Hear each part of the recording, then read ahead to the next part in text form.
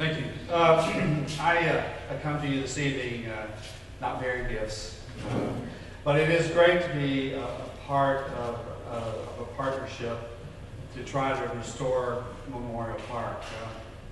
I look out the audience and I just have to tell you that I have been trained and taught what not to do by some of the best.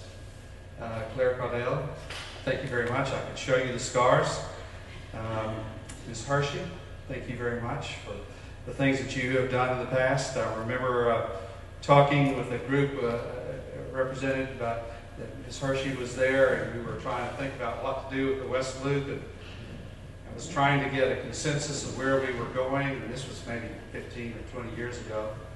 And at some point I was somewhat frustrated that we couldn't reach an agreement. And I think Ms. Hershey leaned over to me and said, sort of like herding cats, isn't it? But I think this process is going great, and it's wonderful to be a participant. We have a fabulous landscape architect and designer for the park.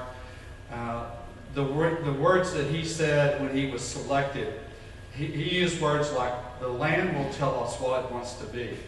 And I think that's key. As we sat there a year ago and looked at the state of the park, and at the peak during the winter when it looked as bad, I guess, as it ever did, sitting in a room and saying what could be done, and the idea of possibly using TERS funds to help make a difference.